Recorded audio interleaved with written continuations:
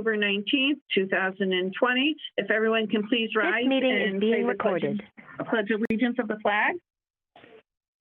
I pledge allegiance to the flag of the United States of America and to the republic for which it stands, one nation, under God, indivisible, with liberty and justice for all. Thank you. I'm going to read our school committee statement, but right before I do so, I do need to make sure that everybody in the audience knows that the only LATV is the only one who should be taping this. If you are taping or recording this, you need to let us know in advance. So if any meeting, please alert us because you need to get permission to do that. Not hearing anybody responding, I'm going to read the school committee statement. The committee represents the needs of all Leominster public school students and places their interests above all others. We will exercise leadership, adhere to our protocols, and base our decision upon a reasoned assessment of all available information. We will advocate for each of our schools and support high-quality public education in Leominster. Having said that, we will open up our public forum. I am going to first go to the folks who signed up ahead of time, and then I will open it up to other members of the public if they wish to address us. The first person, when I call your name, please state your name and address for the record. Bonnie Budd, you're up first. Good evening, Bonnie Budd, 321 Prospect Street. I just wanted to start off announcing that the CPAC has 2 upcoming meetings, both found on the LPS website. Tomorrow night at 6:30, we have a monthly support group. And on November 4th, we have the Federation for Children with Special Needs, where we will host the Basic Rights, a workshop, Understanding the IEP. And then our fall kickoff will also happen in November. We're just still working on a date. Also, I strongly urge the school committee to support any and all additional funding requests needed to support special education programming, should it be needed. We still have many students that are not back in the buildings full-time, such as our sub-separate classrooms, which violates the placements and service delivery outlined in their IEPs. Please work expeditiously with administration to ensure they have what's needed to return our most vulnerable to full-time in-person instruction. Lastly, hats off to all of our special education teachers, paras, one-to-one aides, tutors, and staff and therapists, as they are all a key piece for our most vulnerable students who they truly depend on that staff to help bridge their learning gap. Thank you. Thank you. The next person up is Caitlin Belope.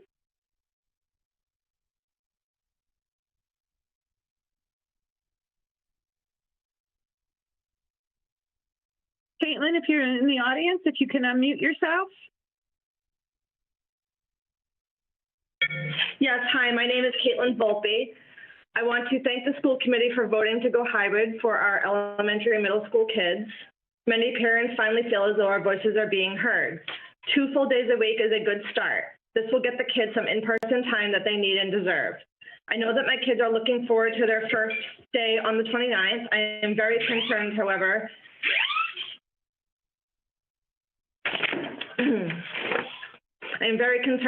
with 2 out of 3 remote days being asynchronous. Fridays are totally unproductive for my first grader, and it's a full day of pulling him back to the computer. He wants nothing to do with school that day, and adding 2 more days a week to this is definitely not ideal. Is there any way that the teachers could stream their in-person learning lessons for the kids that are remote? Other districts in Massachusetts are doing this, and it works well. Another concern of mine is for the sub-separate students. Is there a way for them to go full-day hybrid like the other kids? This population of kids needs full-day in-person schooling more than the general population, so keeping them at half days is a disadvantage for them. More time is spent in transportation than in education. My final question is, would there be a way to get all programs posted to the LPS website and to keep them updated so that parents can stay informed? Information is difficult to find if you do not know where to look. Not everyone signs into the school committee meetings or knows how to access them later. To end my 2 minutes, I would like to say that I feel that there is still more work to be done for getting kids back into the buildings. Our community as a whole needs to realize that COVID isn't going anywhere anytime soon, and most kids do their best work when they're in the buildings. If we work as a team, I think we can get these kids in school more than just 2 days a week. Thank you very much for listening. Thank you. The next person is Scott Zeibel. Thank you. So my name is Scott Zibble. My wife Heidi and I have 2 children that attend Leominster High School. One is a sophomore and the other is a senior. I'm here tonight to inform the school committee as well as the teachers and administrators at Leominster High School about one of our concerns regarding the current environment in which children are getting their education. We're here to inform the community of how much time our children are on a computer for school. As you know, the high school day is officially from 8:45 to 2:35, shy of 7 hours total. During that period, they have limited time between classes and only take an extended break for lunch, usually about a half hour to an hour. So conservatively, they are on a computer for about 6 hours of the scheduled school day. Once school is over, they take a break, usually forced by us, and then go back to schoolwork until dinner. This is for about 2 hours. After dinner, they go back to schoolwork for another 3 to 5 plus hours. All in all, the time being spent behind a computer is about 11, 13 plus hours a day. Scary as those numbers are, they do not even include the time spent on the weekend. To my knowledge, our kids have not been surveyed about the workload regarding screen hours from any of their teachers or administration since school has started. I think that is something that teachers and administration would find useful and beneficial for planning purposes. Perhaps the amount of their screen time is due to the level of courses they have chosen to take. But even still, I would hope that all teachers and administrators would try to somehow adjust the work being given via the computer. In addition, we would hope that teachers are monitoring the workload for their classes and take into consideration the students' other requirements, especially during these very unprecedented times. Furthermore, I would hope that administration is cognizant of what teachers are assigning, as well as the expectations that teachers have put in place for students. I think that given the current surreal state of events we are in, everyone is trying to do the best they can with what they have. However, the issue of what screen time that was once so— Your 2 minutes is up. Thank you. Thanks.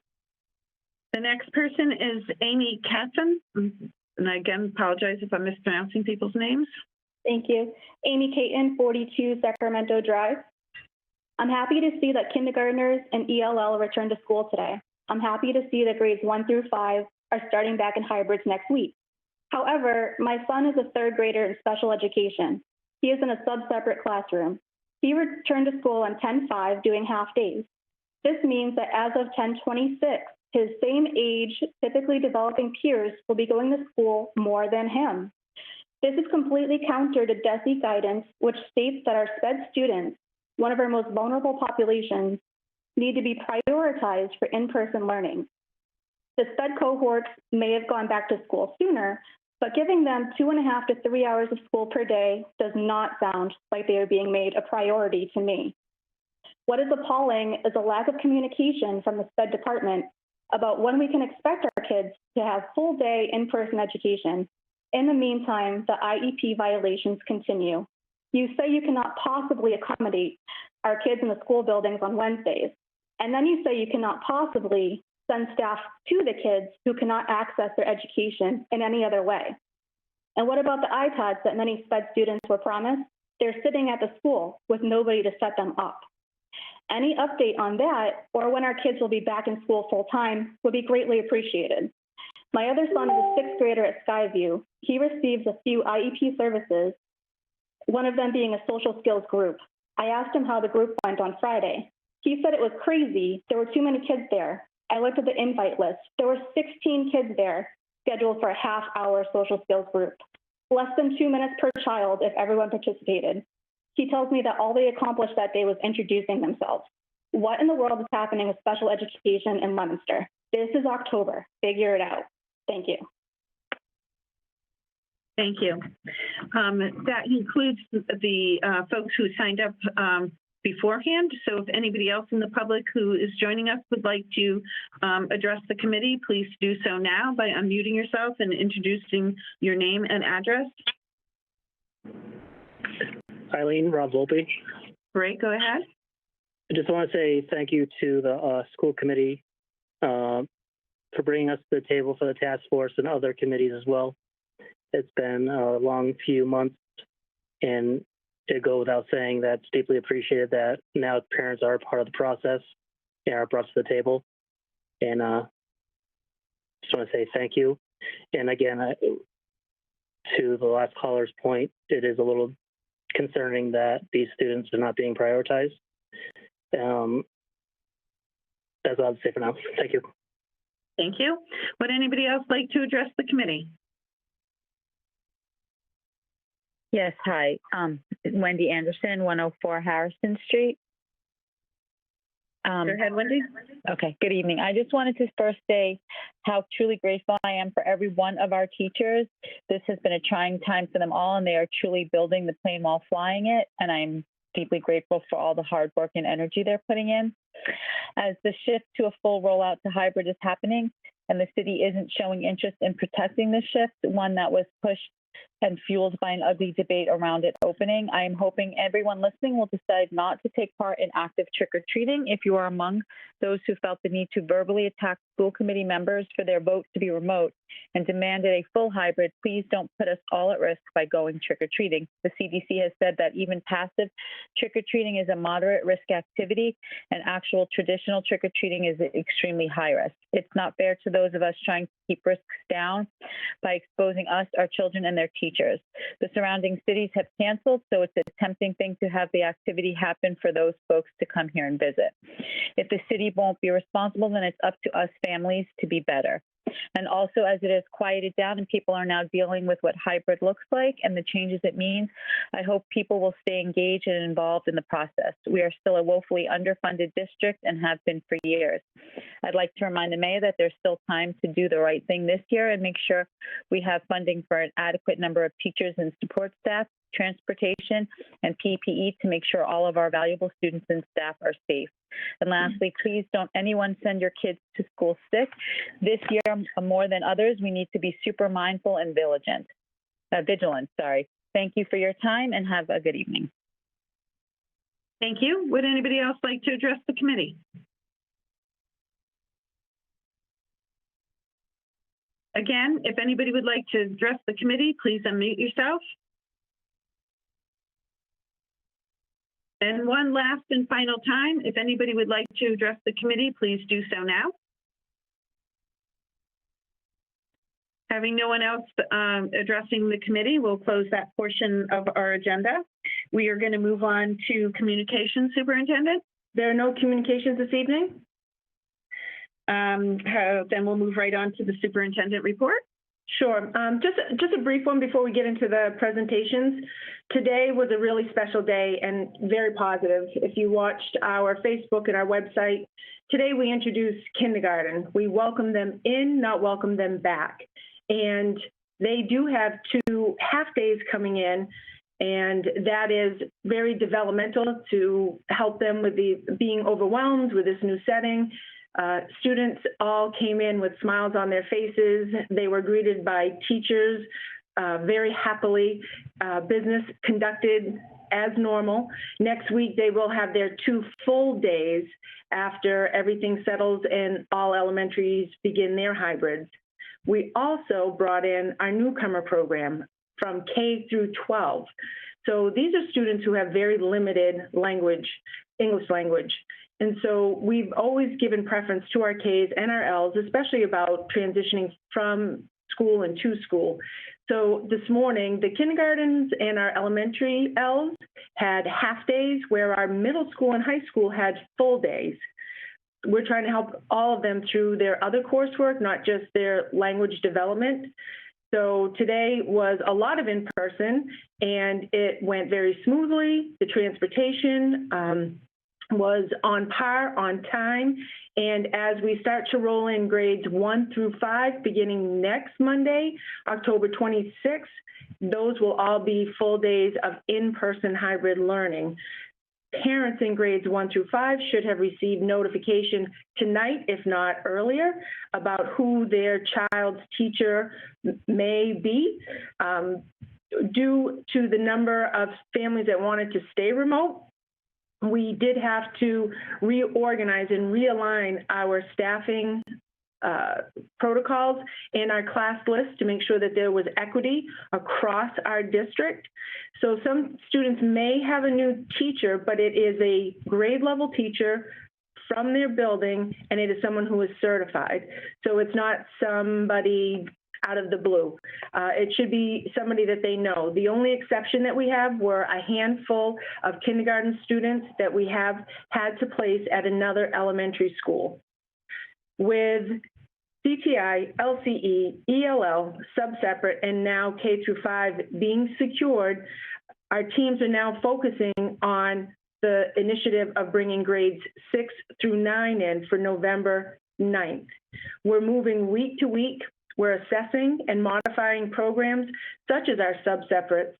Some students this week went from 2 days a week to 4 days a week, and beginning shortly, they may have 4 full days, and it's based on student needs. We will be providing an update to the school committee as of November 2nd, so please stand by. Our community is involved. They're helping. They're trying to do everything that we can to make sure that we do this safely. Our plan, as we phased in, this was phase 5. We've done it slowly, cautiously, but it's working, and everybody is working together. Lastly, I just want to give a huge shout out to all of our staff. If any of you have been involved in our virtual open houses, outstanding. Outstanding. Our virtual lessons, commendable. The teachers have been working on all the planning to bring students in person. They have been working on class lists. They've been working as colleagues saying, okay, who's going to be the remote teacher? Who's going to be the hybrid teacher? What does this mean for us? Our staff in Leominster Public Schools is exquisite, and they deserve all the kudos that we can possibly give them. We also had students last week that were honored for the National Honor Society. Our sports are taking place. We have some sense of, I hate to use the word normalcy, but that's what it feels like. And today, when our littlest customers showed up with smiles on their faces and entered our buildings, it felt like we were on the road to success. So congratulations to everyone in the Leominster Public Schools and their families and all of our students. We're doing this. We're not sure some days how we're doing it, but today it just felt like a celebration. So congratulations to our district. It's well earned, and we're moving forward. And tonight you'll hear more of the details about the grades 1 through 5 as they transition in within 4 days. So thank you. Thank you, Superintendent. We've been asked to move up the teacher feature to first for the presentations. So without any objections, we can go ahead and do that. Yes, I've asked Sedona Stewart. Sedona Stewart is in her 3rd year of teaching. For the last 2 years, she was a 4th grade teacher over at Johnny Appleseed. And then this year, with aligning our staff and their credentials to the neediest of students, we'd asked Sedona to work with our ELLs. And so tonight she's prepared a lesson that started in her remote world, but has now become her hybrid world. She is exceptional, and Sedona, I am so thankful to have you here this evening, and you know how to dazzle them. Well, thank you so much for your kind words, and thank you so much, everyone, for all of your hard work. I know we're all here doing the best that we can to get students the best education possible. So I'm going to share my screen, and I'm going to just go through a little bit of what we've been doing with our ELLs remotely, and then how we're moving forward into the hybrid. So as you can see, I have 5 different facets of the Leominster Public School Remote L program: relationships, teamwork, technology, curriculum, and communication. And I'll be going through each of them, so don't worry if you can't read that right now. So relationships, and this is a big one, a favorite of Paula's. No significant learning occurs without a significant relationship. So basically, the most important thing that we want is to build a relationship with students. We want them to feel safe. We want them to feel loved. We want them to feel comfortable taking risks. And no matter the format, that is the goal of the Leominster Public School teachers, and particularly the ELL teachers. And next is teamwork. So we always are working as a team, and COVID has really pushed us to work as a team. So especially during this challenging time, teachers, families, students, staff, and community members are working together creatively. ELL teachers particularly have had to work very, very closely with classroom teachers as things are constantly changing, and there are lots of things that we need to work together with, such as meeting together for classes, pulling groups. Doing that over technology can be tricky, but luckily the students, teachers, and everyone involved have been really flexible and patient and persevered and have become quite expert at technology. And leading right into technology. So we have worked very hard to make sure that students who need technology have been provided with Chromebooks and hotspots. We're still not at one-to-one, but we are getting very close. And students who were unable to access our remote learning because of a lack of devices, maybe they only had one at home and they had multiple siblings, or there was trouble with the internet, they've been provided with the materials that they need. We've also had tech troubles, as we all know, come up. So we have set up a help ticket on the LPS homepage so that families can request support if they're having trouble with technology at home. And teachers are also taking on a lot of the tech troubleshooting as well. They're working with students during class time as well as just after school time to make sure that students are able to access their materials and are able to fully engage in that remote work. We also use a lot of different online curriculums, and we've tried some new ones, and we have ones that we've been using in Leominster for a few years. So Google Classroom is the main one that most of us are seeing. This is called our learning management system and is our main hub of communication. Students are able to join their Google Meets through Google Classroom. They're able to get to their assignments. Almost everything is accessed through Google Classroom, or it's accessed through Clever, which is a really fantastic platform, which is a single sign-on service. So what that means is that students only have to sign in once, and then they're able to access all of these other platforms that I'm going to tell you a quick bit about. So McGraw-Hill is our reading curriculum for elementary, and it has online textbooks, online workbooks, and is fully integrated online, so students are able to access that. And our math curriculum is now called Savas, which was previously Pearson, and again has the textbook and workbooks online, so students can access that remotely. RazKids is a great literacy program for our ELLs.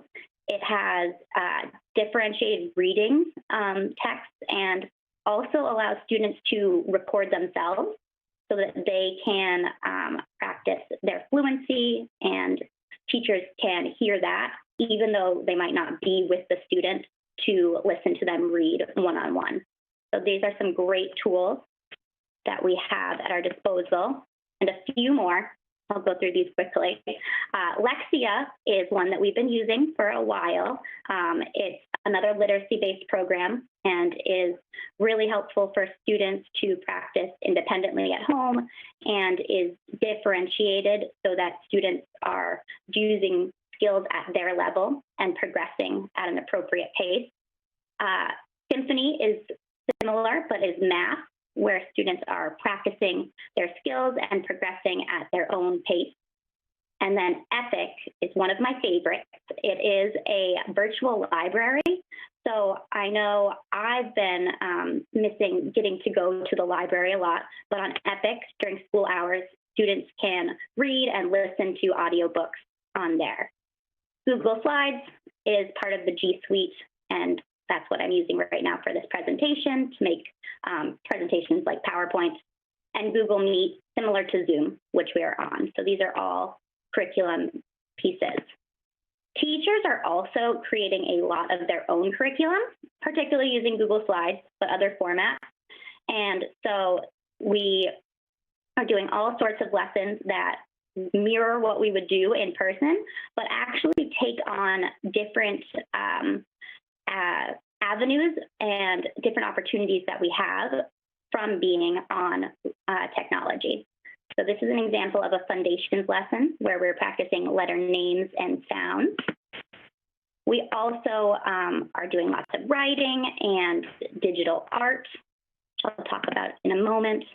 We can play a lot of games, so there's a lot of opportunities, although it's different than usual, to get to interact and have social interactions and fun. So bingo is a big favorite of mine, and you can also use drag and drop worksheets. And then digital art. Digital art is a fantastic way to practice your listening skills, your vocabulary with shapes and directions, but you get to create a picture. And so these are some race cars that students created, and they actually were able to animate them to make them move. So those were just some fun lessons that students have been working on. Finally, communication is very important, and so we all know we have to be flexible and fluid, and so schools have been hosting meet and greets. Family liaisons have been communicating with families in their home language. The LPAC, the English Language Parent Advisory Council, has been presenting informational meetings. Of course, we also have our school committee meetings, and then ELL teachers have been making tech calls to make sure students are able to access all that. And then schools have or will soon host open houses. And as Paula said, those have been fantastic. And then there's also help videos online to help with questions on common questions for technology. And these are in multiple languages as well. So there's a lot of information. I know that sometimes when there is a lot of information, it can be hard to find it, but everyone is doing their best to make sure that it is accessible. And so moving forward, today we started our micro hybrid, so with our level 1s and 2s. And so that is half days for this week. Starting next week, we'll be starting our full days, and it will be a 2-1-2 format. So students will go to school in person for 2 days a week, either Monday and Tuesday or Thursday and Friday, depending on the cohort they have been assigned, which is based on last name as well as special needs versus for like special education or ELL grouping. And then Wednesday will be a remote day for everyone. So on the 2 other days, students will be doing independent asynchronous work to supplement their direct instruction, but they will be receiving a check-in. So ELL students will continue to receive their services either in person or via Google Meet, depending on their whether they're remote or hybrid. And we will be providing ELLs with choice boards on those remote days so that they can work independently, but also have some intrinsic motivation that really empowers them to be the responsible, independent learners that they are. And these will be appropriate based on the level of the student. And so that is what I have for you today. And these are just a few pictures from today of some of the students that were in person at Northwest School, and we were so excited to welcome them in. If there's anything I can do to clarify or answer questions, I'd be happy to. Sedona, that was fantastic. Thank you. Yeah. Thank you. Great, thank you very much. That was very informative. I'm going to call upon school committee members, and you can let me know if you have any questions. Brandon? I'm all set. I don't have any questions, but thank you for that. That, like Paula said, that was phenomenal, so thank you. Melissa?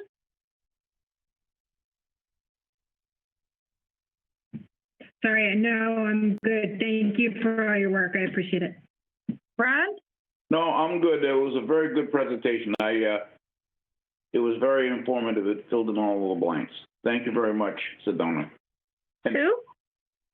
So thank you for the presentation. I have one question. So today being the first day, did all the students, show up that you anticipated, or what? What's the volume like?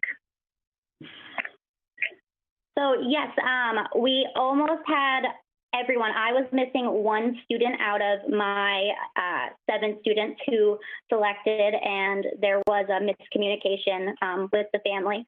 But yes, we had great attendance, and students were really quite happy to be in after we got over the jitters of it. So yes, good volume. Okay. So across the district, we only had 1 or 2 who did not make it in today, and we clarified bus pickups, and they're going to be in tomorrow. Okay, great, thank you. Okay, Isabel? No, I don't have any questions, but thank you so much. I really appreciate it. Peter? Thank you for the presentation. I just have one kind of curiosity clarification. With Clever, does it link with all of the applications that you mentioned, or are there any that, they still have to go outside of for that? So I believe right now I have my students signing separately from RAS Kids, but it can be linked. And I believe Epic is not linked due to classroom teachers having their own kind of classroom library space through it. But all of the tricky ones to sign on to do have it. Yes, they're linked. Okay, thank you. Right. So first of all, thank you for that presentation. It's amazing to see how many different technologies we're juggling to get the job done. I did have a question about the virtual library. Did I see correctly that the reading you can get from the virtual library only works during school hours, or is it that you can only check it out during school hours? So with Epic, yes. So Epic, the free version, is only during school hours, and they do offer a premium for people to purchase if they would like. But there also are, I didn't include this, but the Leominster Public Library does offer free access to ebooks as well. I should have included that. So there are free versions. Epic is often used in the school because it is very child friendly with the platform design. Thank you. Go ahead. Dean? Yes, thank you. That was a good presentation. Thank you. So I guess my question would be, do we have all of the Chromebooks we need, but we just haven't either matched them up, or we just don't have them ready to go, or do we need more Chromebooks? I think that... Oh, Steve's on. Okay, Steve. I can take that question. So we are currently awaiting close to 800 Chromebooks to be delivered. They've been ordered. They're part of the supply chain nationwide that had some delays. So we at the beginning of the school year, we asked families if they could defer their one-to-one because they had maybe a device at home that they were able to use. That worked out pretty well. We started with a as-needed basis, and that's where we are. I am expecting our rep to update us. We were expecting shipments in mid-October into November. So we're about the time when they said they were coming in. So we're anticipating some shipments soon, but I do not have confirmation of that yet. So that's where we are in Chromebooks. Okay. All right. Thank you. All right. Thank you very much, Sedona. You did a nice job. I appreciate it. Thanks, Sedona. So at this time, we're going to move on to the rollout of the elementary hybrid plan. Superintendent? Yes, so I would ask that Laureen Cipolla and Kim Woodford, Special Education Director, If you can turn your mics on, thank you. Tremendous work the last few weeks from everybody at every level. We have taken on a new stance that we're working in 2 school districts right now. We're working in a hybrid school district and we're working in a remote school district. And from the survey we did with families, we initially received 4,000 responses. But that didn't give us enough information because we needed 100%. So last week we were really digging in, and anybody that had a free moment, we called every single family to say, do you want to stay in a remote situation or would you like to be in a hybrid? There's so much behind the work trying to get that done with transportation, with class schedules, with materials, prepping our buildings. But everybody jumped in and we are ready with those lists this evening. And so I had asked Laureen to bring forward the information, the general information about grades 1 through 5, but around the special ed piece, because much of this changes with the flexibility in the 2-1-2 model. If we recognize a student who may need more in person, we have the ability to do that in this model if all of our measures stay status quo. So Laureen and Kim need to speak to the fact that hybrid, you don't lose time on learning. There's an acceleration piece on this. So we're going to go over all those details, and then the whole team is open for questions. Okay, so I would just ask to let Laureen and Kim go through the presentation, and then we'll follow up after that, if that's okay. Thank you, Laureen. Okay, good evening, everyone. I must say, though, that I think because we've been living this all together, Paula has pretty much gone over everything I was going to talk about tonight. Let's adjourn. But yes, in fact, as Paula mentioned, the school-based administration, the teachers and the staff, they've been working tirelessly to communicate with families and prepare for this transition. While they're still maintaining and working on their current remote model. So it's been a heavy lift the last couple of weeks for them. After the conversations we've had with parents and the online survey that we did, we have approximately 60 to 65% of families, depending on which of the 4 elementary schools, who wish to take advantage of this hybrid model. The remaining families are electing to continue remotely. And again, as Paula had mentioned, this is a little bit higher split. We did think that it would be closer to 75, maybe 80% coming in. But it may also mean that we still have people who are taking their time, and we're certainly going to support that. So in order to accommodate both of these models, some changes have been made to teacher assignments, and that information went out from the building level principals either late on Friday or sometime today to families to let them know, also to let them know if they will be coming in on our cohort 1, which is Monday and Tuesday, or if they'll be coming in on cohort 2, which is on Thursday and Friday. The breakdown is different at each of the schools. I think Steve has a chart just to let you know that the teacher teams at each school and at each grade level got together, and it was determined based on how many students were coming in and how many students were staying home to continue remote, that we then redid the teacher assignments. So these assignments are with our current teachers, and you'll see that at every school, based on those numbers, there are at least 1, and in some cases 2 full classes of students who will remain remote. And then the other students will all be coming in and meeting with teachers who will be in the hybrid model.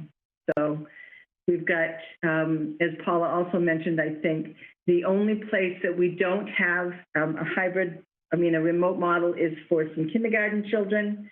Northwest Kindergarten is only 2 sections.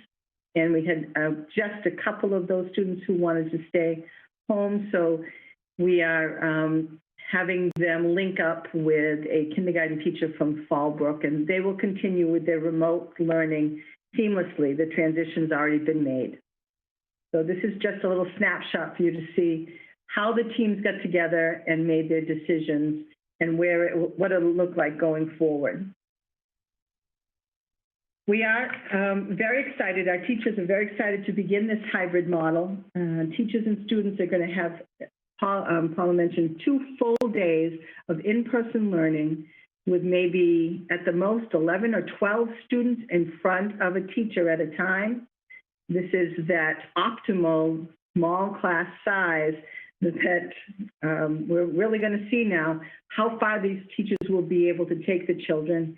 And then the other piece of it is they're not really going to be going home on their own. They're going to be going home with these technology programs that Sedona mentioned to you. So Lexia and Symphony, and also some of the other remote online books and tapes. So they'll be doing that work along with the skill and practice work that they would have been doing in the classroom with the teacher. Instead, that piece will be done at home, and they'll bring that back in for review and revision when they get back together with the teacher the next week. So it's going to be great. The teachers are going to have their hands on these kids 2 full days, and then they're going to be guiding them with the work that they're sending them home with. They're also going to be meeting with their children who are at home at the beginning of each of those days. So for example, if I'm a cohort 1 student and I'm at home on Thursday and Friday, my teacher is going to start the day with me for 30 minutes, all of us that are remote, remind us of what it is we're doing, and checking in to make sure if there are any questions or concerns with the teachers, the students, or with the parents. And then there'll be opportunities as well for these students to check in with other staff. We are currently putting in place academic tutors and content specialists that are being funded through the use of our title funds this year. We made some changes in the service delivery for these programs in order to support these children who will be in school sometimes and will be out of school on other times. We also have duty aides who've been brought in. They've gone through all of the safety and the health education that Kathy Gaudette has provided, and they're in place, ready to go to support the teachers and the staff, and certainly our students and the student safety. So they are in place at the elementary level, ready to go. First Student and Van Pool are working closely with our district staff to create bus routes, and we will do our very best to get them out in a timely manner to families as soon as possible. Start times for Northwest and Johnny Appleseed next week are 9 a.m. and Francis Drake, Fallbrook, and Priest Street are 9:30. So if you're coming in, you'll be getting, your families will be getting information from us by the end of the week for the transportation. Also, the parents who are choosing to drop off their children and pick them up, and there are many of those. The building level administration will be sending home information to those families to let them know where the drop-off will be, where the school staff and adults will be out ready to get the children out of the cars and quickly get them safely into school. So that's a piece of the logistics that our building level people are working on. I think I'm going to let it go over to Kim now. She has some information about specific programs for our specialized students. Thanks, Lorraine. Hello, everyone. So I actually wanted to start tonight by talking a little bit about our SPED communication. I want to say that although I've shared a lot of special education updates through CPAC meetings, community forums, I attended one with the Mass Parent United, and of course here at School Committee, I have been reminded by CPAC and some other members of the community that I'm missing some families. And so they would like to see more information put on our webpage. And I appreciate that feedback. I know that you all understand that this is challenging work, and as we're thinking about our specialized programs, it takes a lot of deep thought about how we're going to support those programs what the classrooms are going to look like, what the safety is going to look like. So I have developed a document that I'm going to be posting on the webpage tomorrow, and I approached it as a timeline. I thought that it was beneficial to see where we started as we start to bring students into the building, and then where we're going to be at least till November 9th. And that'll be something we can look back on, and as I work with CPAC to move forward, we can certainly have some kind of some guidance. I'm not bringing it up tonight to show you because it's a little overwhelming and I could get really into the weeds in front of you, but I decided to pull a document that has sort of some highlights that I could share with you this evening. I think that the most important thing that I want to talk about is that, you know, as we look at our students with the most complex needs, we are really doing that through teacher input, through data, looking at how students are accessing the remote resources, and having conversations about what students need that face-to-face. And so we have been inviting students in. We've slowly been asking, probably in each building, I would say there's anywhere from 2 to 6 students who've started to come in to get that additional level of support.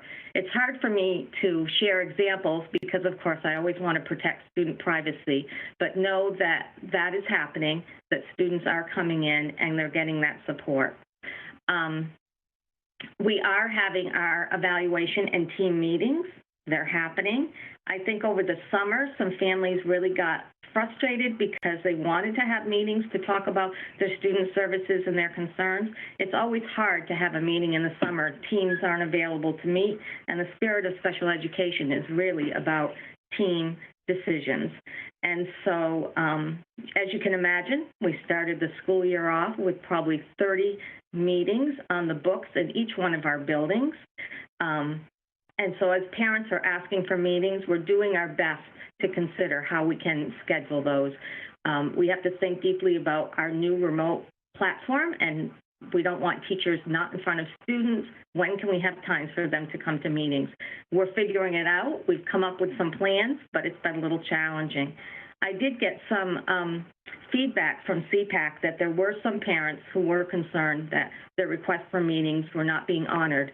So please, I will be posting this on the webpage too, but if there is anybody who feels that they have wanted a meeting and that their school or that the administrators have not been listening and have not scheduled a meeting, please reach out to me and we can talk about it together and make a plan. There was a question tonight about the iPads. So as I talked at one of our forums, the iPads are here. I'm working with Mr. Mamoni on getting those set up. I hired somebody just this last Friday. He's actually a person that works in our school system, so it's great. He's an IT person. He already knows our system. He's somebody who's worked for Apple before, and he's going to start this week, starting to help set up those iPads. And we already have a list and recommendations from teachers. And so we have our covers. We're ready to move. So I am really hoping that within the next 5 to 10 days, you're going to start hearing about those iPads going out. And again, I'm happy to put something on the website to keep people up to date as to where we are in making sure that that technology is available to the right students. I wanted to take a moment just to give a little update about our clinics. So clinics were something that we're starting on October 5th, and that our related service providers were asked to reach out to students that they felt on their caseloads really needed to either get PT, OT, speech. So we've learned a lot by doing the clinics, is that there, you know, in some places we've had some nice success, in others it's been really challenging being able to schedule those. I think that maybe our communication didn't get out there as quickly as it should have, and so we maybe are missing some students. So I think that we've got some work to do on our clinics, and I see us still maybe having some opportunities, even once November 9th. At one point we said, once we go full hybrid, we're not really sure that we'll be able to do clinics, but I'm getting some feedback from some of the staff that are having some really good clinic options that they would like to continue. So we'll be putting some more information out about that. But I do think we really thought that it was going to be a lot easier to put in place than it was. It's been a little challenging. So again, thank you for your patience. So I kind of broke up my spreadsheet that I'm going to be posting into all of our district programs, and just wanted to do one quick little highlight on each area. So in early childhood, as you can imagine, that's a program that keeps growing and growing. We have lots of 3-year-olds that are still going to be enrolling into our programs. So we have to think always very deeply about early childhood and what kinds of resources we need and to support those incoming students. And we have a really nice timeline for those groups of students of knowing when students are going to be starting with us. So there are some places where the cohorts are half days, and it makes sense for that because for some of those students, their recommendation for their IEP for the younger students is sometimes just twice a week or 3 times a week. So there will be some cohorts of students who will just be attending half days, which is great because that means some might come in the morning, some might come in the afternoon. And then there's definitely some students who are a little bit older and have higher needs who need to come 4 full days a week. So we're going to be sharing more of that information. In the elementary, our ABA sub-separate program, right now in our micro-hybrid, the students were coming Monday and Tuesday morning, and then another cohort coming Thursday and Friday. And the teachers are telling us these are the students who really need to come 4 days a week. They're students that have intervention plans, behavior plans, students that have daily living goals, and really being able to just see them 2 days a week is not enough. So it's been great to get them in the door and to see them and to acclimate them, but we're really ready to see them more. So actually, we're planning on for October 26th to start pulling those students in on an AM/PM so that we will see them 4 days a week. We have two different cohorts. Teachers have been talking to parents about which cohort those students are in. And we've also posted for 2 ABA teachers so that we can continue to grow that program, and we're getting some responses. So we're getting excited about being able to interview some candidates in the next week. Our D1 and D2 program, those students also were on a schedule of a Monday, Tuesday, Thursday, Friday. Those teachers, again, are seeing that those students need more time. So they'll be coming 4 full days a week, and they'll also be starting October 26th. So by November 9th in our full hybrid, a lot of these programs will have already had 1 or 2 weeks of 4 days a week. Our SSC program for the students who are in the sub-separate, they started 4 full days this last week. I'm sorry, 4 half days this last week. And so by November 9th, we will be able to have them for the 4 full days. For most of our resource and ABA inclusion classes, most of those students are going to be doing a 2-1-2, but that's when we're going to be thinking and already have started to think about some of those students who have those more complex needs. Many of those students that I said earlier that we might have 2 to 6 or 7 students in the building, those are the students that we're looking at who might need more. Some of them are just coming 2 days a week, some of them are coming 4. And then for the high school, our life skills program, they're going to be doing by November 9th. We'll have students Monday and Tuesday, full day, Thursday and Friday, but we've also identified 5 other students who need to come the 4 days a week. And our ABA sub-separate will also be coming 2 full days. And we're still looking at the schedule for our inclusion and resource rooms at the high school. We've had lots of discussions about how we're going to support those students. There's still some scheduling that needs to happen so that we can then plug in what we think is going to be best for students. And in the meantime, teachers are giving us some feedback about students that they think might need more than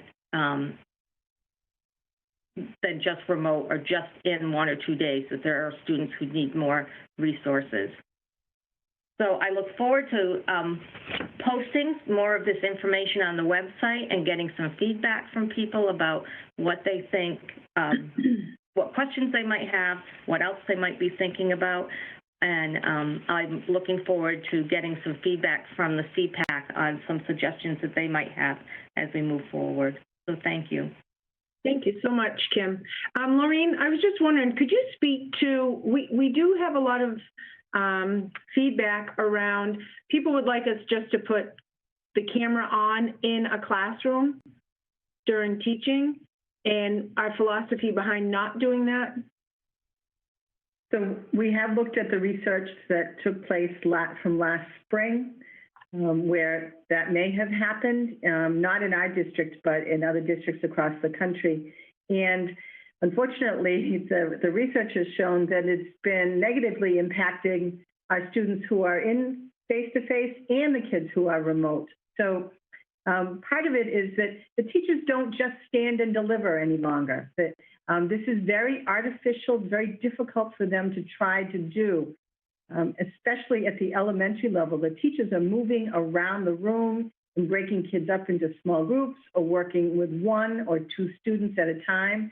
So to try to ask them to change up their instruction practice to stand or sit in the front of the room and be on camera while they are also delivering through mostly lecture, it seems, to the students that are in front of them is it's not a method that we're looking to do. So we're working very hard to look at this 2-1-2 once we get it going, really gather some data about the amount of instruction that the teachers are able to do, the amount of standards, the number of standards and the level of complexity that they're able to get to with the small groups.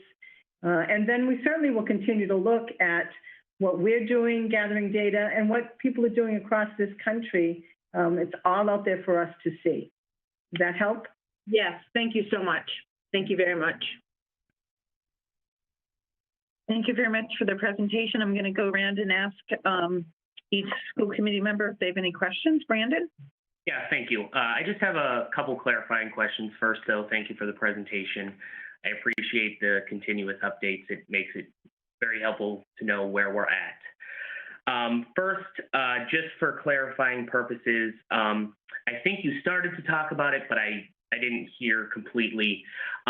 If for some reason on the days that a student is not in school, what's the process for if a student needs help with something? Can they get an answer from a live person in a reasonable amount of time? Yes. So at the beginning of each day, they will have time with their classroom teacher. I believe it's 30 to 40 minutes before the in-person instruction takes place. So that will be the start of the day. Then our teachers are going to need to work things out. We're not expecting them to do actual instruction for the remote children, but right now they do answer emails. And as I've said, we've got people that we're bringing in, we're calling them academic tutors, and also some content specialists. And we're looking to have like a drop-in help session. It's almost on the idea of what Mr. Stassen might do when he has office hours, and people can either drop in or they can drop in remotely to get a question answered. So that's what we're putting into place for next week. Okay, that's kind of where I thought you were going with that, but I just wanted to clarify and make sure. The second question I have, and I just think it's important that we mention it, the policy I assume is still if a parent has chosen remote now, they can switch to hybrid at any time and vice versa? Yes, they certainly can, and we're trying to keep this as fluid as possible. But we do know that it takes us a little bit of time. It's not something that we can do overnight. So we're asking families if they want to make a change in the decision, that they let us know and they give us a little bit of time to enact that without causing too much upheaval. Okay, perfect. And then my last thing is around transportation. I know that you said a lot of people or a lot of families are electing to drop their kids off. I think because of the guidelines and changes that were in effect, we had some concerns about transportation. And I'm wondering if we still have those concerns, you know, as we continue to add more students into the picture, or if we think it's going to be alleviated because parents are dropping off. That's a good question. I know that. I understand you may not. Yes, no. I know that Kim Woodford has mentioned that the small groups of children that are coming in and also those that are going to out-of-district placement, we've been very, very happy with the procedures that Vanpool has put in place. And to be honest, we're looking very closely with our kindergartners and our Ls who are coming in this week to see what what per student is doing. We've been very happy so far with the level of safety and with the sanitation that they've done with our CTEI students. We actually see the bus drivers disinfecting in between routes because they do it in the parking lot at school. So, so far, so good. Great. I just want to make sure that it doesn't get past us and, all of a sudden we're behind the 8 ball because we have a lot more kids who are opting to ride the bus. So I just want to make sure we're on top of it. Right. We'll have more information this week because they are working on the 1 through 5 lists. So we're very close to seeing where we're at. So we can get that information back to you. That's a great question, Brandon. Thank you. I appreciate it. All right. Thank you. Melissa? So 2 questions. The first one was more the high school kids and middle school who are returning November 9th. Is there an estimated timeline of when those parents will hear so they can make decisions? The survey went out to parents about what they want, but then in reality, if you have a child that's taking 5 separate courses that may be resource room and maybe non-resource room, there's a lot for parents to juggle as too. So I think if we could get an idea of a timeline of when parents of those kids. Sure. So Melissa, we talked about that today. Principals are now making their phone calls. We received about 75% of participation in the survey. So the 2 middle schools and the high school are calling parents directly to say, what is your plan? What do you want? Are you hybrid or remote? And then we are going to help them with the scheduling. So I would say by next week, at the end of next week, we should have that ready to go. Okay. And then the next piece is the iPads. Hearing that they're not all ready yet, but do we know that the kids who absolutely need them to be able to interact with the classroom, do those kids at least have them right now? And this is maybe some kids who need them to a lesser degree, but I guess I'm kind of surprised to hear. Yeah, that's a good question, Melissa. Some students already, per their IEP and through recommendations, already had iPads, and it might be because it's a communication device, or it might have been the tool that they were using in class already. And so that group of students already had an iPad designated. But now what we were finding with the remote learning is that for that to continue in a way for some of our students to be more successful, they really need that tool. So teachers made additional recommendations for students that typically, and I think I've said this before, typically we've done an evaluation, a technology evaluation to determine, but we're not doing that now. It's just going to slow the process down, and we don't want to put up any barriers. And so right now we're really looking for teachers and speech therapists and OT to make recommendations. I trust our educational experts to say this is a student that needs this device. And so we have a list. I'm sure it'll grow, but we have a good starting spot. Are those kids able to participate effectively now, then, if they don't have the technology? It's challenging for some of our students, for sure. I think we have a couple of things that we've done differently is we bought some new software that parents have been able to use that has been helpful to them. And I think we've changed our model so that students are getting more face time. But now that we're seeing those students in the classroom a little bit, that's helpful. But definitely having, on those remote days, having the right tool is important. Okay, thank you. Ron? I got a couple of questions. Thank you for this. I really, it was a very good presentation. The two questions I have is basically piggybacking on Melissa's question about the iPads. I must have misunderstood. There was something about 600. There was 600 iPads. I think it's 300 300. now. Does that mean, what about, how many kids need iPads?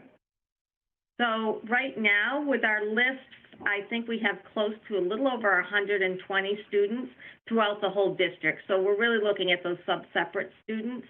And we've also looked at some other technology besides just the iPads. We actually have some students who need a larger screen and need a little bit more adaptability to be able to use the Chromebooks. So we have a variety of tools that we'll be using. But we were able to write that grant, and we did list the students that we needed, and we were able to get. That's the other question I was going to ask. Jump in if I have that number wrong. How does the I think that was the iPads get number. funded through grants? Mhm. So as of today, does everyone have some kind of technological device? Yes.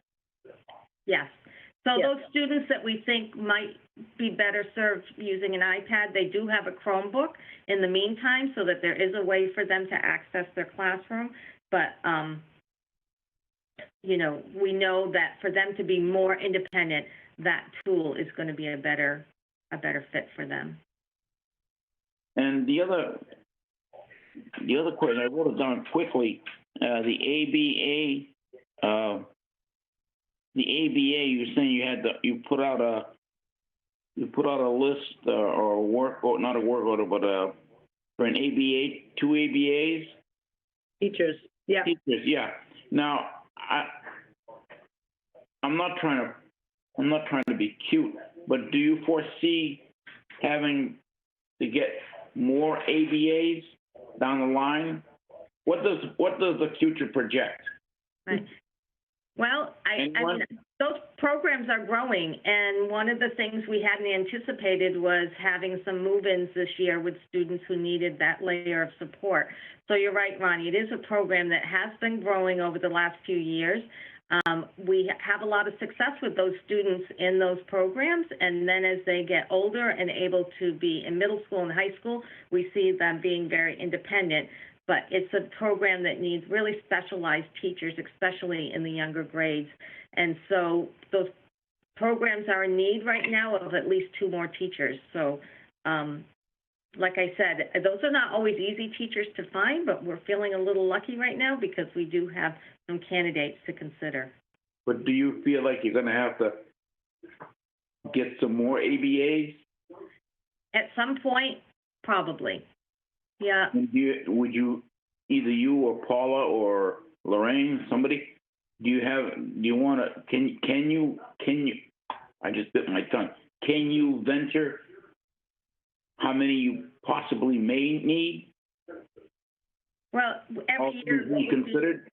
Yeah, so we do project. We look every year at our programs and the number of students that we have, and the Department of Ed gives those regulations that we have to consider as we look at those classrooms. So that's how we sort of determine what the needs are. I wouldn't be surprised if our, in our middle school down the line that we might need some more support. But right now, our primary focus for that population is our elementary program. They have the biggest need right now. Great. All right, thanks. I appreciate that. Thank you very much. All right, Isabel? Yeah, thank you. And thank you for this presentation. I think it really helps folks understand what is happening not only this week with the rollout of K and ELL, but next week when our elementary students are returning back in person. I think I don't have many questions. I don't think I have any. I just want to kind of share some of the concerns I heard this past few weeks about the lack of communication from a lot of departments. I heard from parents and teachers, and I know there's a ton of working parts, whether it's transportation and switching students from one class to another, different teacher assignments. But I know a lot of teachers felt in the dark, especially kindergarten teachers this week. And I'm hoping come next week, because of this presentation and also with more communication, there will be some semblance of knowledge as to how things are going to roll out and what's going on. But I know parents also felt a little out of the loop and like things were a little last minute. And I know that's because there's so many working parts that are going on with this.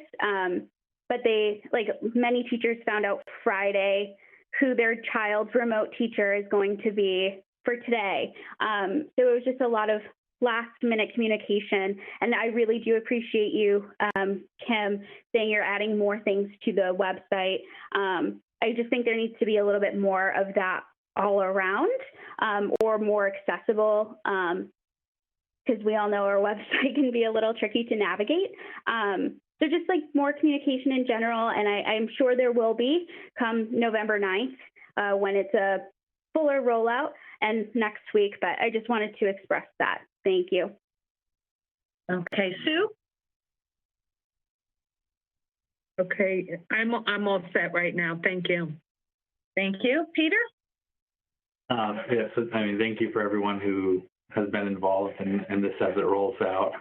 And the only question I have is for Kim Woodford, and I don't mean to put you on the spot for it, but as we're looking at the individual, the plans for those students that, might get the extra days or the full days as opposed to half days, is there a timeline in terms of when families could start hearing about those for their child?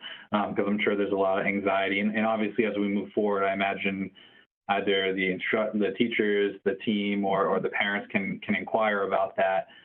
But is there kind of a deadline for when they might start hearing that their child might be included in that? Sure. So some parents that's already been communicated, and some students actually started today. So there's already some students who are walking into the building.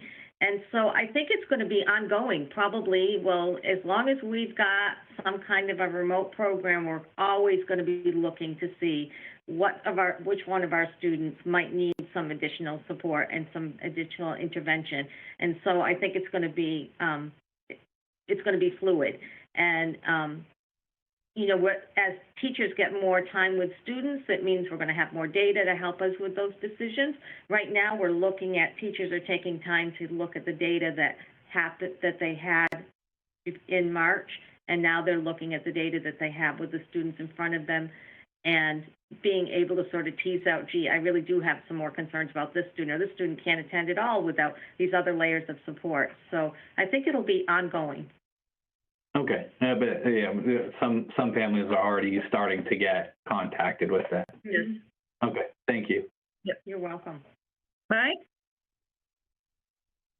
Thank you for that. I'm kind of amazed at all that we're doing special ed wise. Obviously, it's necessary. I do have a question about parent drop-off, where we started all this. As you know, last year we were doing an early drop-off program, which a lot of parents found really helpful, and also ease some of the load on the school buses. So I was wondering if we are doing the early drop-off this year, and if so, if you could confirm that, or if not, why not? Lorraine or me, either one. I don't have an answer for that one. I know that we are looking with the 4 elementary administrators and also Free Street, how they are going to be using the duty aids that we brought on board. If there is a way for us to do this to support families and to alleviate some of the congestion, we certainly will. I don't know, though, at this time that we had it specifically in our plans. So thanks for bringing it up. We also have creative choices. I was going to say, we were waiting to see the creative choices numbers around the CAS fit. So we'll know that better starting next week, and then we will add off the drop off for the kids according to what number we need. Because I don't remember the numbers, but there were quite a number of families who were taking advantage of the ability to drop off 15, 20 minutes earlier than we used to do. That enabled the parents to get to work and kept some kids off of buses. Right. So we do have creative choices all ready to go at the 5 buildings. Right. But that's even earlier still, right? Correct. 6 a.m. Right.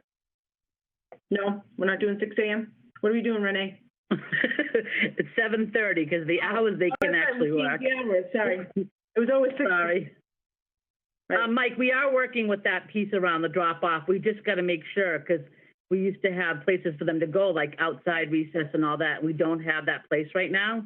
So we just got to make sure that Creative Choices has a number, and we will look at that piece once we kind of finalize all our numbers and how many kids we can let in the cafeteria safely. Right. Right. I realize there's a whole lot behind making that work, and we're also trying to make a whole lot of other stuff work. I just wanted to remind us that we did that last year and it worked well. So if it becomes possible, I think it might be helpful. Yes, of course. Thank you. Right. That's all I had. All right, thanks, Dean. I don't have any questions right now at this time. Great. I just wanted to reiterate around the website. I mean, this is a crucial time that we need to make sure that our website is up to date and needs to be continually revamped and updated because so much is changing and families really need to have, a comprehensive place to go to find out information. So I just really want to make sure that we're keeping that in the forefront. Thank you. All right. So thank you, ladies, for your presentation. Appreciate it. Thank you. And we'll move on to the metric task force update. Well, that's really you, Eileen. Excellent. I can give an update. Yeah. We had our first meeting last week, and we're meeting again tomorrow. We have a member from the Department of Public Health. We have parents. We have teachers, one at each at each grade level participating. We have school committee members. So it's a good cross section of stakeholders.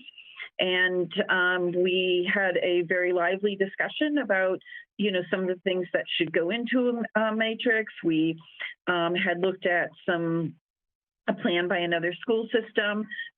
So we are actively working on it and pursuing, coming up and formalizing a plan for Leominster that meets the needs of the Leominster School District. And, at this point, it's still ongoing. No final decisions have been made. We've only had one meeting, and tomorrow night will be our second meeting. So, but everybody is very invested in the process, and everybody was participating and had some great, ideas and good discussions. Yeah. Any questions on that? Isabel? I just have a really quick question because I'm just a little confused. Is this task force, I know I'm not on it, I know Peter and Michael and Ron, and Eileen, you're all a part of this.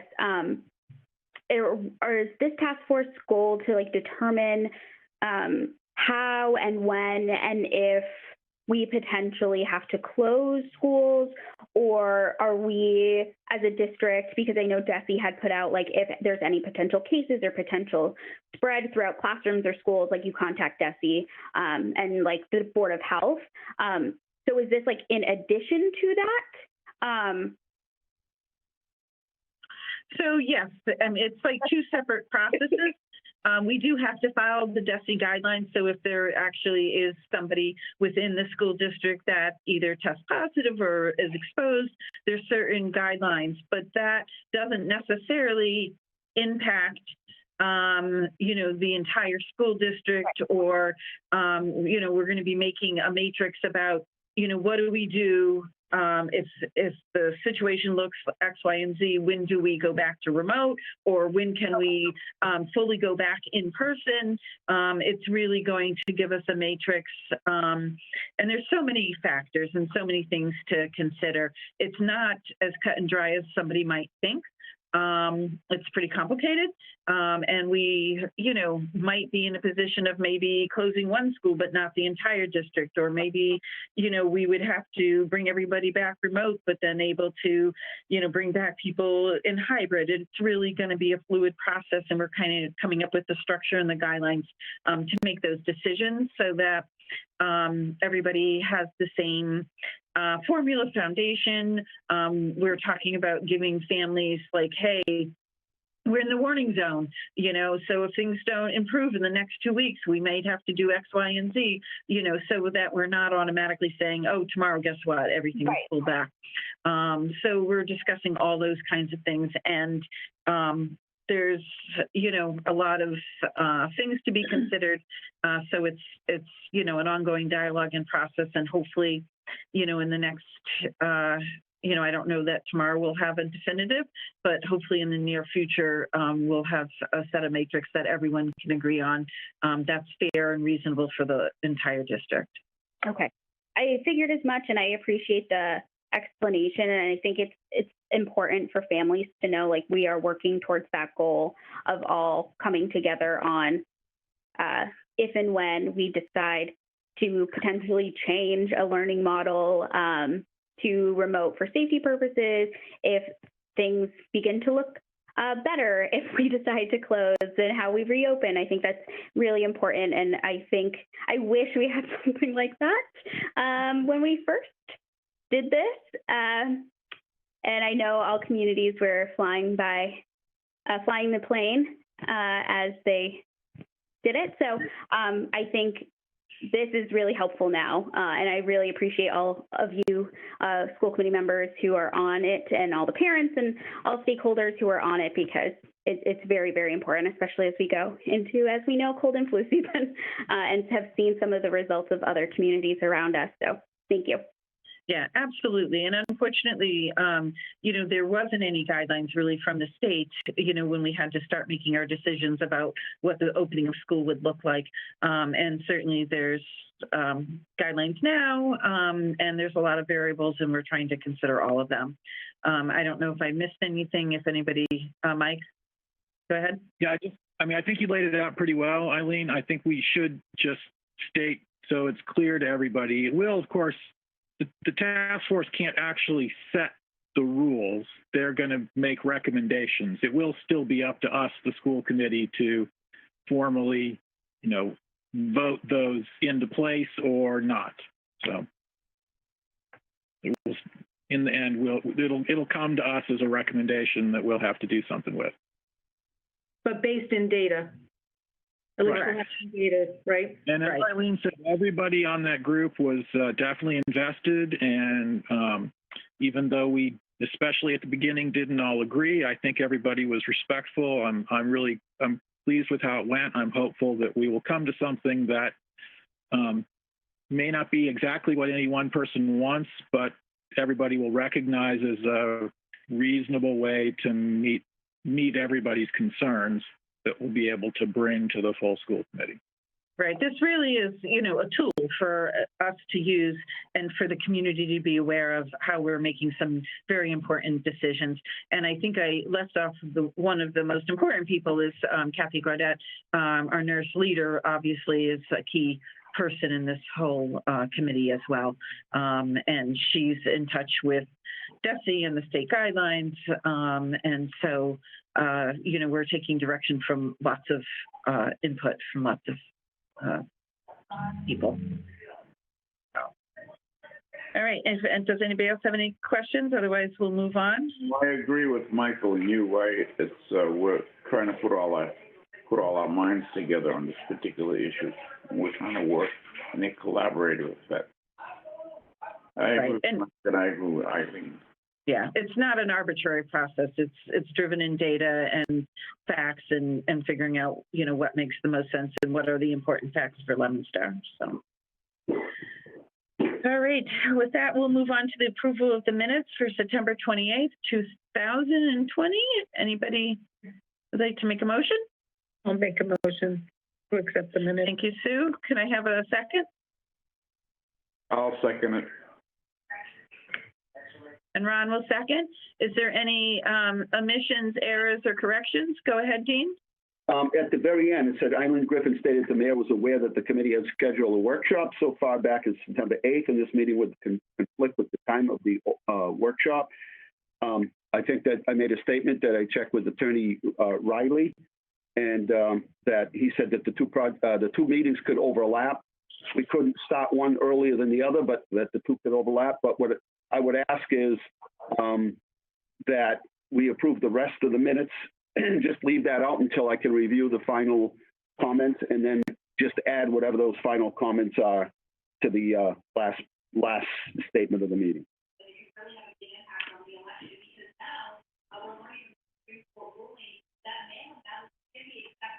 So you want to review, Chris? After the motion was made to adjourn the meeting, after that, there was a motion and a second.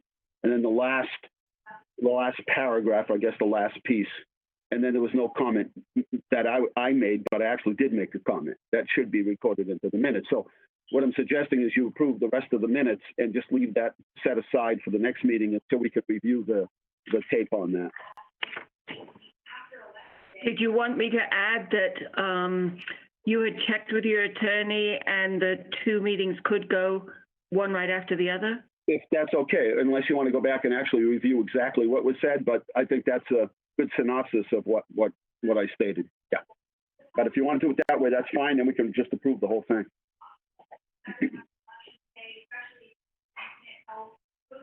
I'm fine, but it's not my meeting. Right. I was going to say, Sue, you made the motion. Are you feeling? You're muted.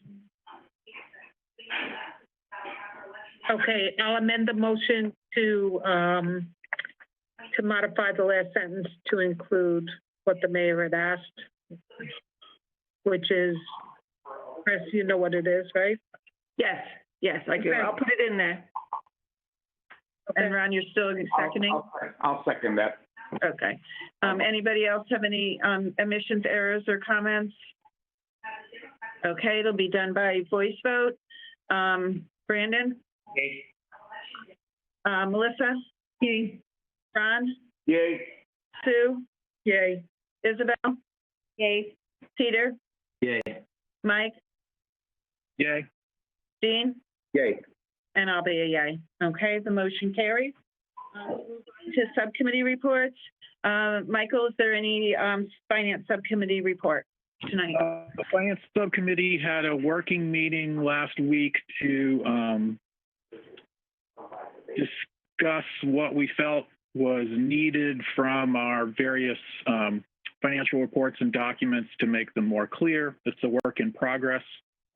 We'll be having another meeting to continue that discussion in the near future. That's all I have to report. Okay, thank you.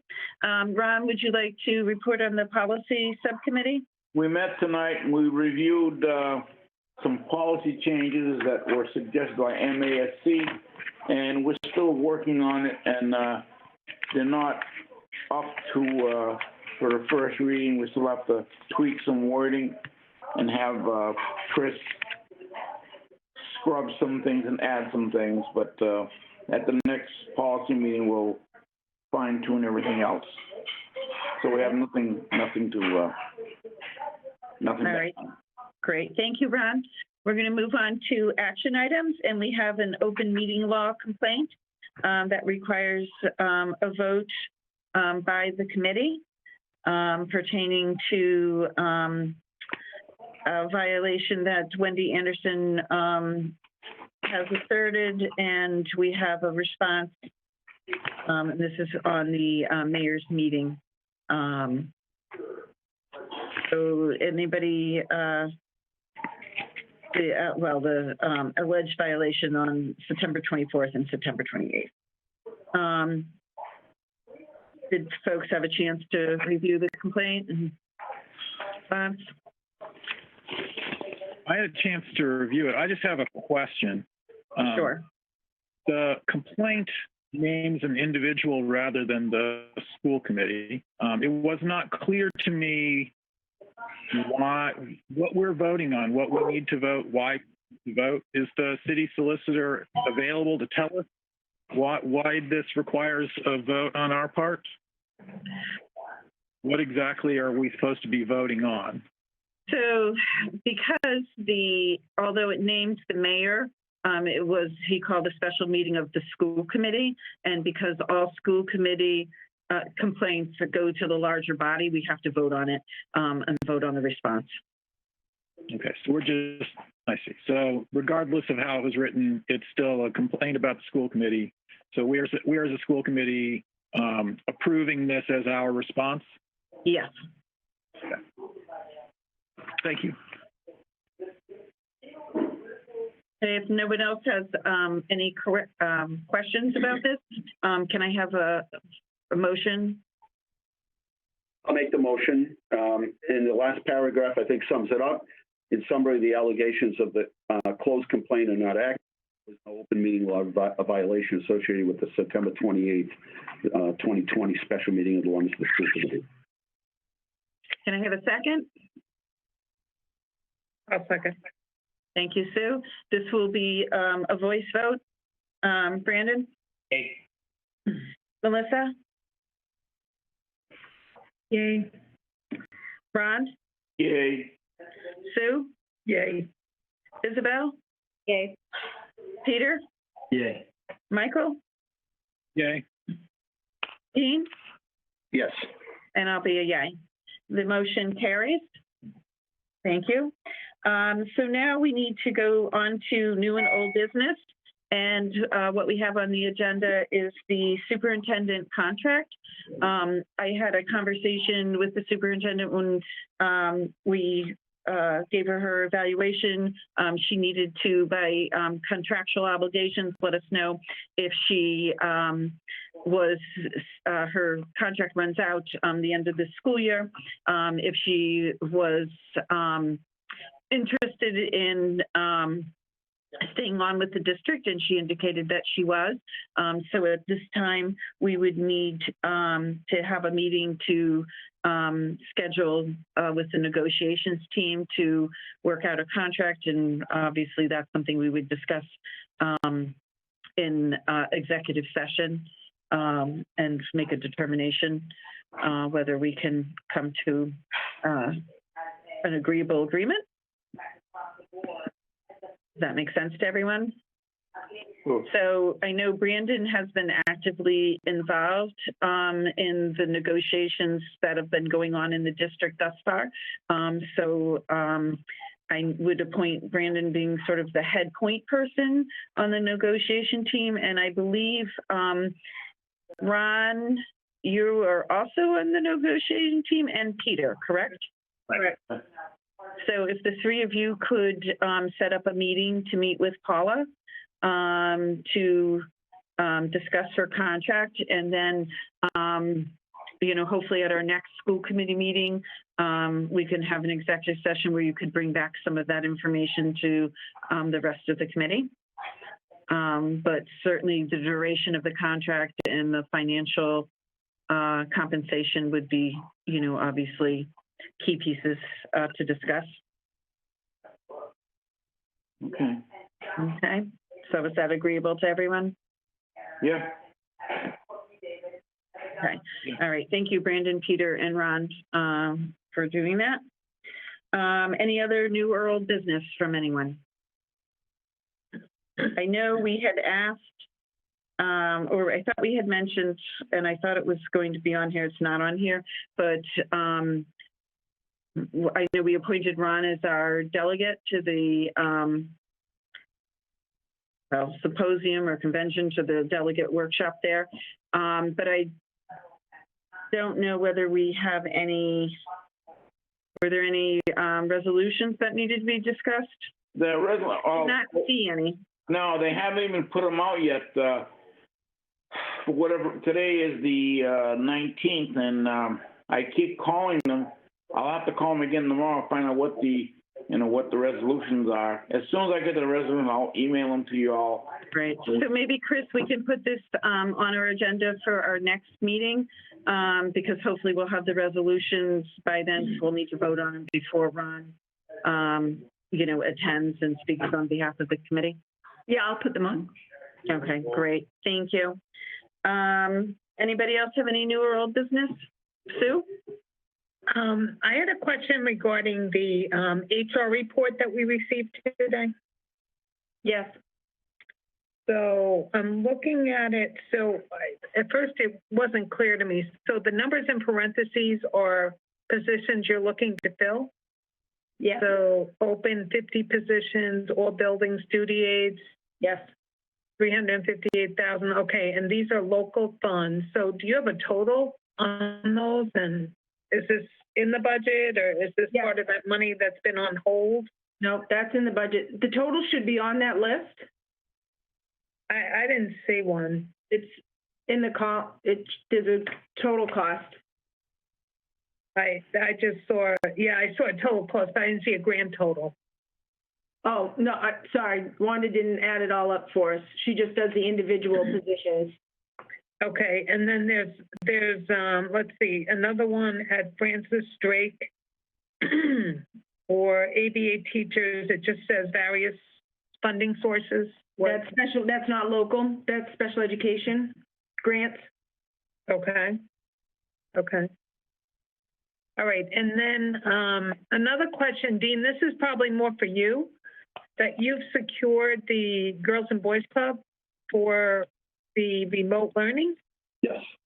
Now, so is there a cost to the taxpayers? Like, how are you funding it with school, with teachers, whatever? Or is it all totally independent? Independent, it's CARES Act money. Okay.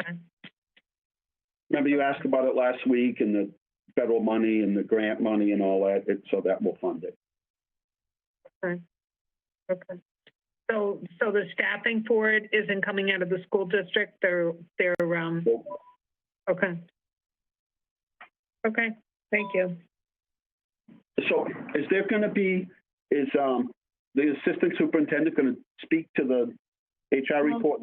Yeah, I was just going to move on to the MOU, and then obviously we were talking about, Sue brought up the HR report before we got there, but that's fine. All right. So he is going to speak to it? Yes. Okay. Yep. Right. Yep. So the next thing on the agenda is at the MOU update.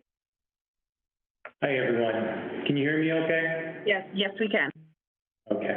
And so I was going to talk about two things tonight, really, regarding our staffing. One is positions and people, and then the second part is partnerships, or the work we've done with the union, and the most recent iteration of that work, or work product, which is a MOA that we formed with the teachers union. First thing I wanted to talk about briefly is what our district staffing looks like in the context of our most recent hybrid expansions. First off, we always try to take a high-level view. I just want to thank the city. I'm a little afraid that I'm on camera right now, because if Wendy Larson in the city knew what I looked like, she would probably throw something at me. They've been incredible in supporting the return of all of our staff, specifically Wendy, who handles all the insurance for folks. On the district level, Ann Pickering in my office, HR. Just excuse me. Is the MOU in the packet? No, I would give an update on it. Right now, it's a working document that we've agreed upon. I'm going to review some of the things we've agreed upon for remote learning. All right. And we're actually, right now, Mr. Mayor, we're working on a part of the agreement for the hybrid learning. Oh, I just didn't know. Maybe I didn't have it in my packet. I'm all set. Okay, I'm all sounds set. good. Thank you. So just wanted to reiterate the thanks to Ann Pickering in the HR office, Colleen Smith in the business office. They help process changes at the district level. Most of the positions that we've brought back at this time are really student and instructional support staff as we enter into this next mode of hybrid learning. That work, identifying the individuals, primarily has been done by Renee Kafka and also Lorene Cipolla, and then making those calls was Wanda Toledo in our office.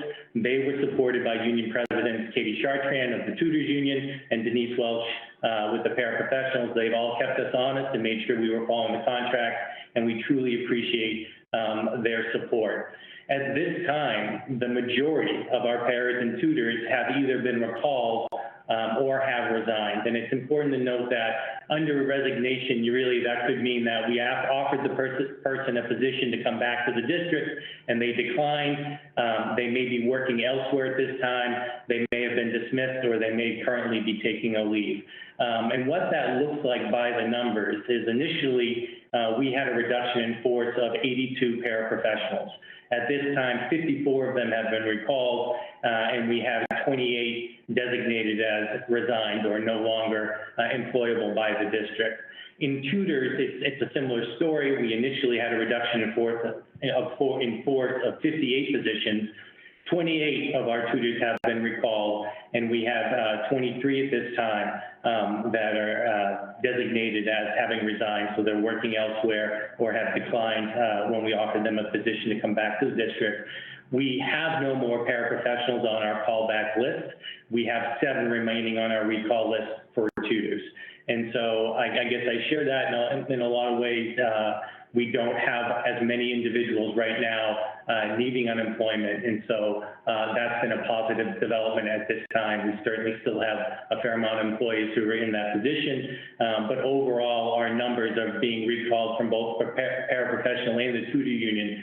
We've contacted the bulk of those staff members. The other thing I wanted to talk about tonight really briefly is the ongoing partnerships that we've had really with all the unions starting the first week in July. We've had formal meetings with representatives from the teachers, the tutors, and the paraprofessionals unions.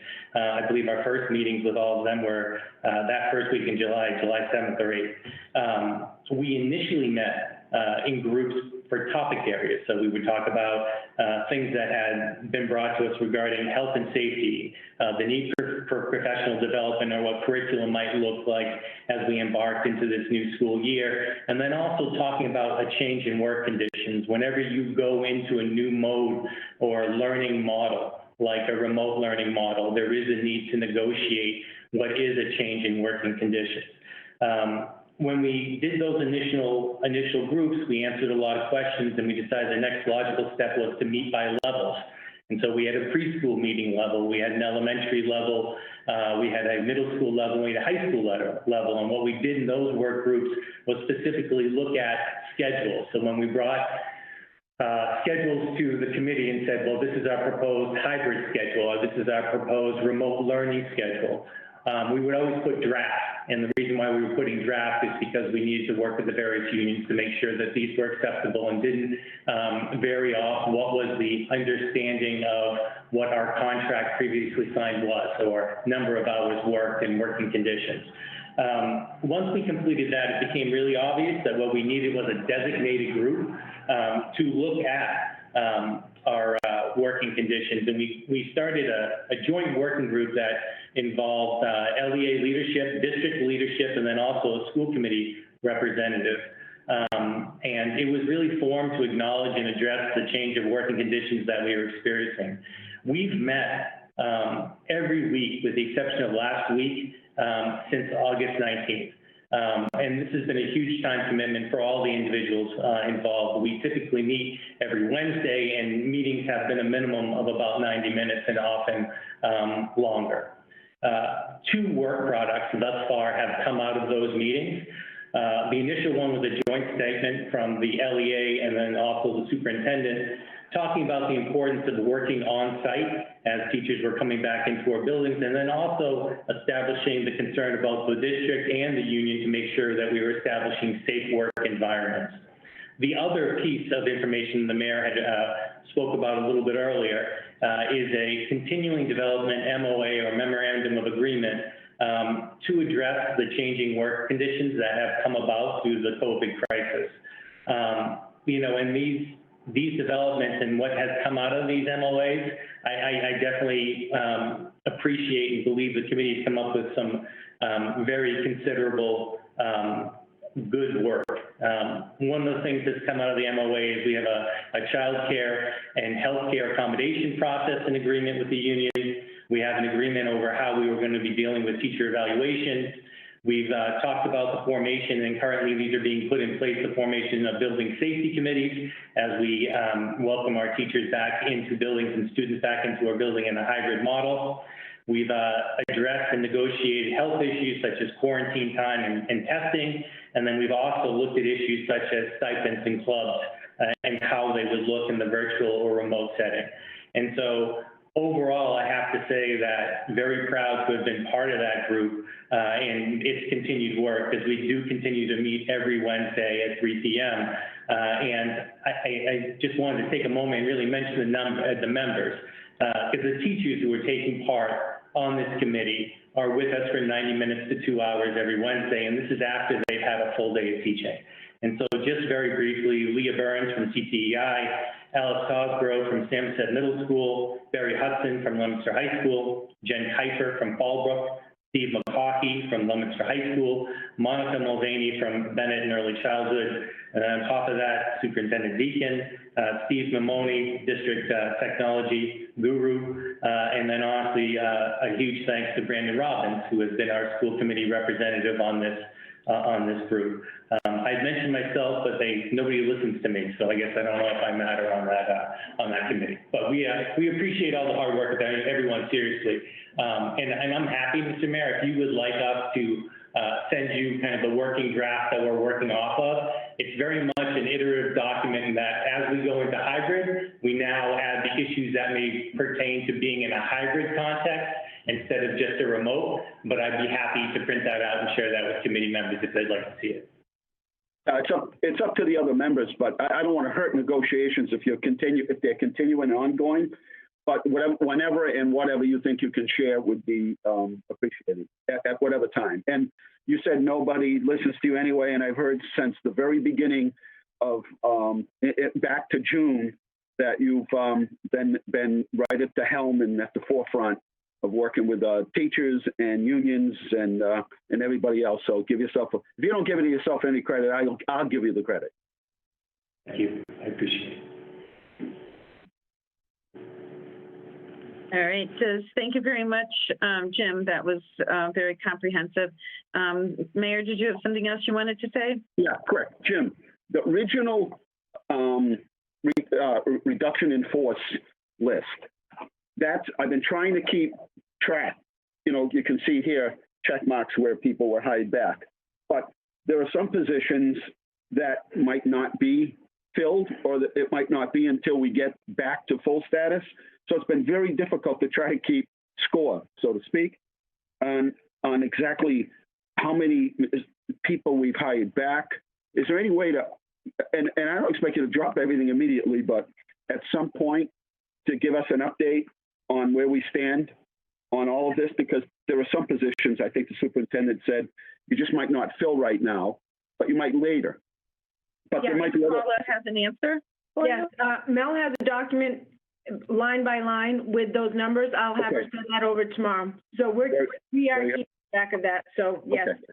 Because it's the only way we do it, and that's all by hand. And I don't know if the position's been deliberately left open temporarily or permanently, or maybe you change the status because you need more people to come in as aides. But yeah, if you could get that, that would be most helpful. Thank you. We have it broken out by unit. Yes, we'll send that over tomorrow. Thank you. So I'll just go through and ask if anybody else has any questions. Brandon? No, I'm all set. Melissa? It's great to hear about the paras and so many tutors. Is there information about the teachers that have been hired back that you can share? Yeah, Melissa, we've hired back all of our professional status staff at this point. And so I think we lost one who went to another district, but otherwise all of those folks have come back. In terms of non-professional status folks, we've called back 50 of them. 38 of them are designated as resigned, but that means either we call them back for a position or they may have worked or accepted a job in another district, either as a teacher, as a different person, or worked elsewhere. Right now, we have 18 remaining positions of people who were part of the reduction of force, but we haven't called back and they have not resigned at this time. And so we have about 18 teachers that remain on that list for non-professional status teachers only. Is that all, Melissa? Okay, Ron? No, I have no questions. Sue? Just one question. So what's the status? You know, every year around this time, we usually do our professional status for teachers. We just came up with that, so. What? We just talked about that. Chris Silverman? Yeah. I mean, I think I reached because I thought about it. We're usually at Skyview at this time of year, right? And we still have one of those teachers. You talked to Ann about that the other day, Chris. Yeah, we're going to do it at the next meeting, and it's going to be a remote piece. We'll do it virtually. Yeah. Okay. But we want to celebrate those teachers for sure. Right. Thank you. Right. Sue. Thank you for bringing that up. I forgot all about that. Yep. Okay. And I'm also interested in getting that list of, you know, of callbacks, et cetera. Okay. I think it's important that we all have it and Yes, whatever. Thank you. I'll send it out to the full school committee.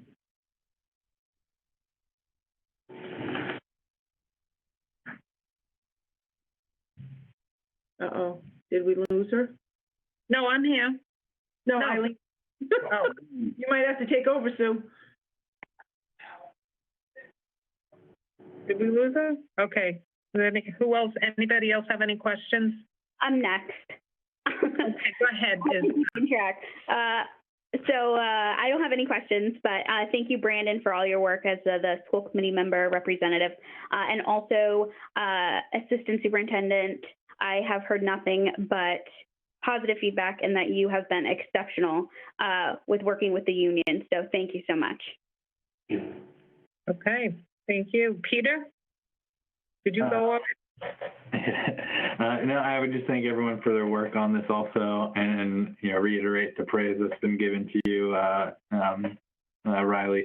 I do have one question, but it kind of is related to the HR report, so I don't know if we're going to read that, look at that again, or just ask now.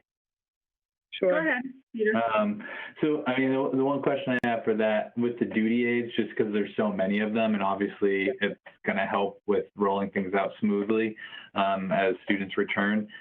I mean, how are we feeling on that? Does it seem like that's progressing as far as finding folks to potentially fill those positions, or are there any hang-ups on that? So right now, we actually have postings up for paraprofessionals and duty aides, and if people are interested, we certainly would welcome them to apply. We're in good shape right now at the elementary level.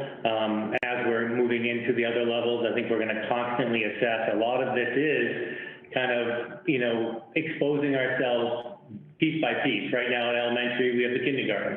It'll be a new iteration 1 through 5. Lorraine Cipolla, I'd say in particular, has been really involved in looking at who we would need to safely put in both, you know, instructional support, but then student support positions, and that's really what the duty aides do for us. They're going to be working 4-hour shifts, so they're actually working 1 hour more than they typically would. They'll be working 4 hours on Monday, Tuesday, Thursday, Friday. They won't be working on Wednesday because that's typically instructional day where we might do remote learning.